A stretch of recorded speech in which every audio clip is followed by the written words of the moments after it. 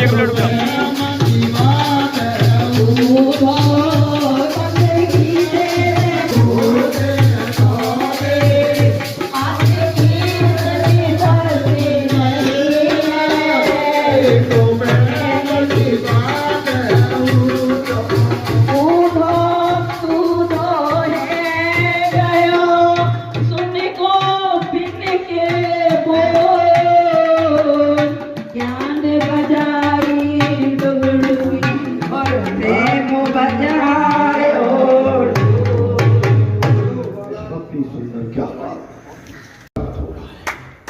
हे संतों, हे महात्माओं, मैं आपसे यही अनुरोध करूंगा, राम की बड़ी महिमा है, ईश्वर की बहुत बड़ी महिमा है।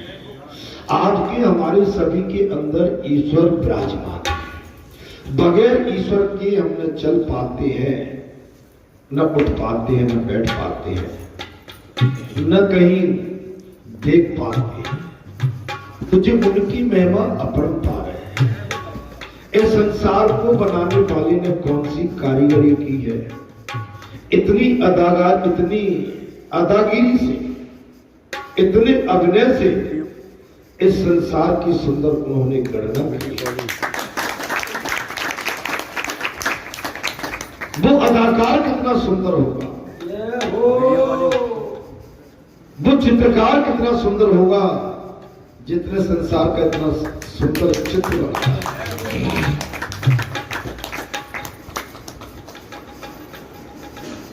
हरी भरी कीर्तियों की राम करे रखवाली। अमर रखवाला भी वही है और जन्मदाता भी वही है, पालने वाला भी वही है, पालनहार भी वही है और संहार करने वाला भी वही है। उसने हमें बहुत कुछ संसार में दिया है,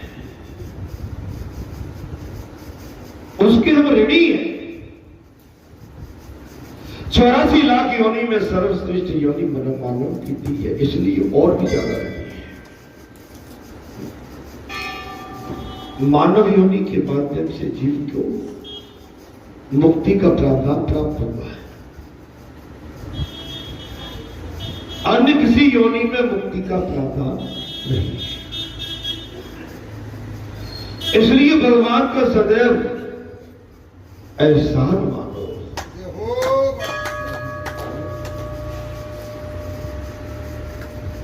अगर उनका एहसान मानोगे तो जीवन बहुत सरल एवं सुगम और सुंदर हो जाएगा।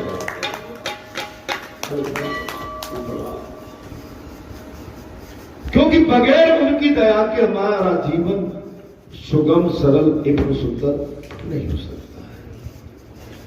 इतना सुंदर स्थान प्राप्त नहीं हो सकता है।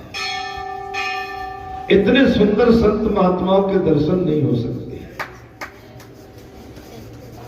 इतनी सुंदर देवभूमि हमको प्राप्त नहीं हो सकती है।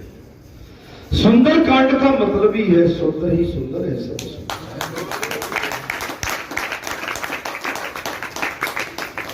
राम कथा का मतलब ही है कि उसमें भरपूर कल्याण एवं आनंद भरा हुआ है।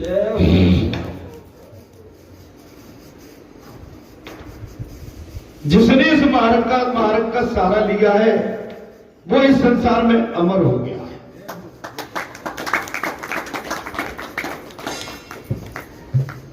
उसका इतिहास इस संसार में लिपिबद्ध हो गया है। भगवान के बन के रहोगे और है पर बन नहीं पाते, इसलिए केवल बालाजी सरकार ने आप पर हम पर बड़ी दया करके रखी है कि आप आओ मेरे पास, मैं आप सबको भगवान के नजदीक लेके चलता हूं।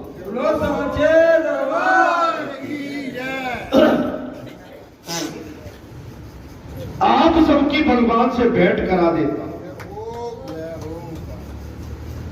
भगवान के दर्शन करा देता हूं। और बगैर संत महात्माओं के बगैर हम डायरेक्ट भगवान से मिल भी नहीं सकते। अब मैं भाव करूं सर्वंता बिना कृपा मिले।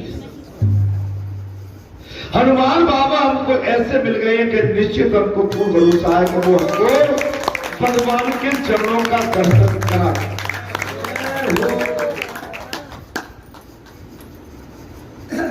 संतों महात्माओं, कथा चल रही थी उद्धव जी की। उद्धव जी को अपने ज्ञान पर गर्व है। भगवान मथुरा के राजा बन चुके हैं। कन्हैया को राजा बनने का कोई सुख नहीं है और कोई लोभ नहीं है। कोई लालच नहीं। कन्हैया ने साफ कह दिया,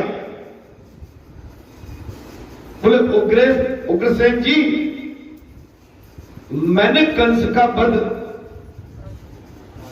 राज लेने के लिए या राजा बनने के लिए नहीं, मैंने उसको इसलिए उसका वध किया है कि उसने मथुरा में संतों का, महात्माओं का, सत्पुरुषों का अपमान किया था। उन पर जो बहुत बड़ा प्रहार करके राक्षस वृत्ति से इस पूरी मथुरा को परेशान किया था। इसलिए मैंने मथुरा को उसके उस काय से, महाराज,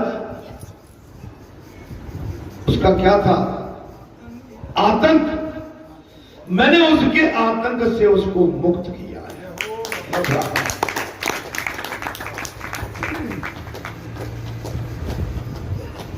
अधर्म की कोई जड़ नहीं होती। अधर्मी का एक न एक दिन पतन होता है। इसका भी साक्षी इतिहास है।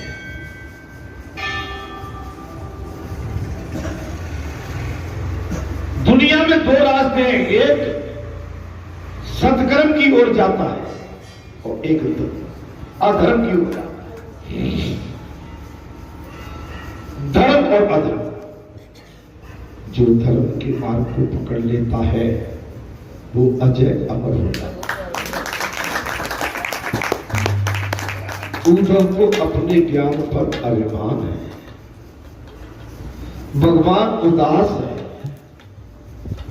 बगैर गोकुलवासी और वृंदावन वासियों के भगवान को आनंद नहीं आ। भगवान राज सिंहासन पर विराजमान रहते थे। दास दासियां थे, सैनिक थे, बहुत बड़ी प्रजा थी, लेकिन भगवान को जो गोकुल में आनंद आया था वो प्राप्त नहीं हुआ।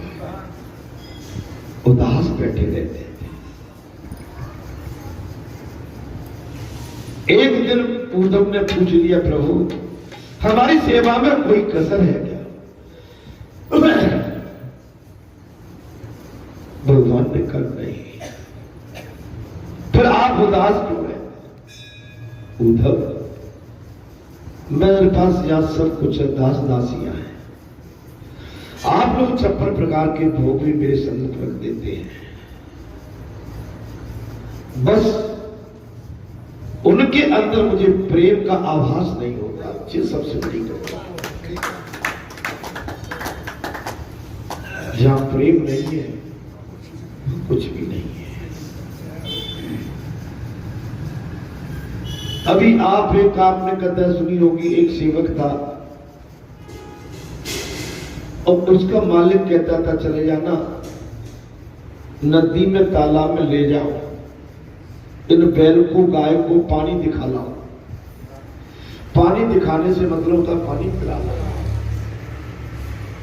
लेकिन वो सेवादार इतना उत्पाती था, तालाब के पास ले जाता था, नदी के पास ले जाता था, पशुओं को पानी नहीं पीने देता था, दिखा के वापस लौटा।